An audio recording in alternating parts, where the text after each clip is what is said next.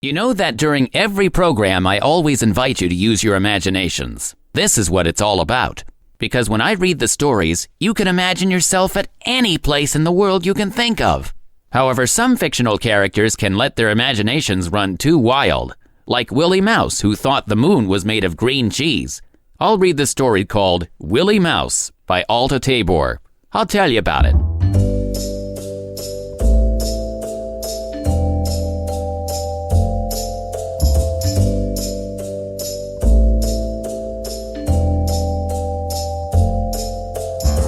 Willie Mouse had often heard his ma and pa say that the moon was made of green cheese, and one evening he thought he would see if he could find it.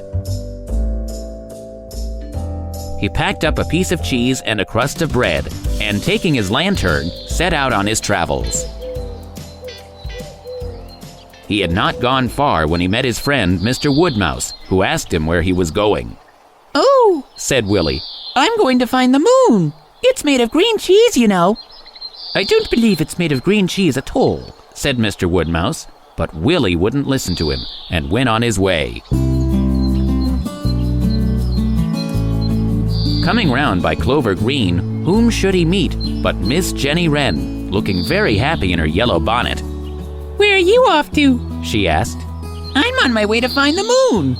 "The moon?" cried Miss Wren. "You'll never reach it. I flew ever so high one evening, and I didn't seem to get any nearer." "Well," said Willie, "why should it be made of green cheese if you can't reach it?" And on he went.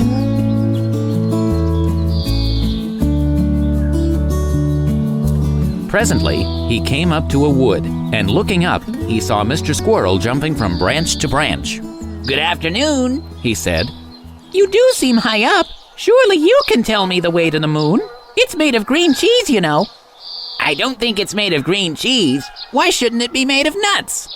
"How ignorant everybody is," said Willie Mouse to himself.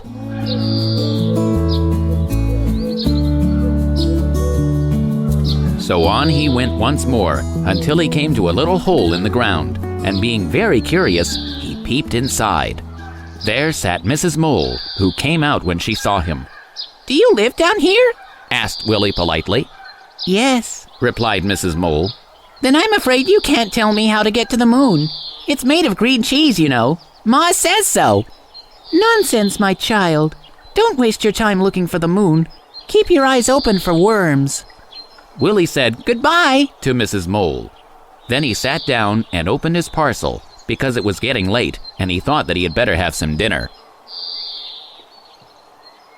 "I may not reach the moon yet a while," he thought, "so I had better save a little piece of cheese for supper." After dinner, he fell asleep, and on waking, he found that it was quite dark. He looked up, and there was the moon right high up in the sky. "Oh, Mr. Moon," he cried, "you do seem a long way away. I think it would be much easier for you to come down here than for me to get up there." But Mr. Moon stayed where he was. Looking up, Willie Mouse saw two big eyes gleaming in the dark. They belonged to Mrs. Owl, and as Willie was only a little mouse, he didn't know that Mrs. Owl had a special liking for little mice. "Please, Mrs. Owl," he said, "how can I get to the moon?" Down flew Mrs. Owl. "This is the way to the moon," she said, and she caught him up in her beak and carried him back to the owl house where she lived. When Willie Mouse saw all the owlets with their beaks gaping open, he began to be frightened, for he feared that Mrs. Owl was going to eat him all up. But he didn't know that a good green elf who lived in the trunk of the tree was near at hand, and just as Mrs. Owl opened her beak, the leaves rustled, and there stood Mr. Elf, who jumped to the ground with Willie on his back. When the good green elf had shown him the way home, he thought he would ask him if the moon was really made of green cheese. But all of a sudden, Mr. Elf disappeared, and Willie Mouse still thinks that one day he will find the moon and have enough cheese to last him all his life. But he will wait until he is a little older and bigger before he tries to jump to the moon, and perhaps by that time, he may be wiser too. So you see, boys and girls, it's okay to use your imaginations. Willie Mouse let his imagination run too wild, and he almost got eaten by Mrs. Owl in the process. But at least he escaped with his life, and for him, that's what really counts.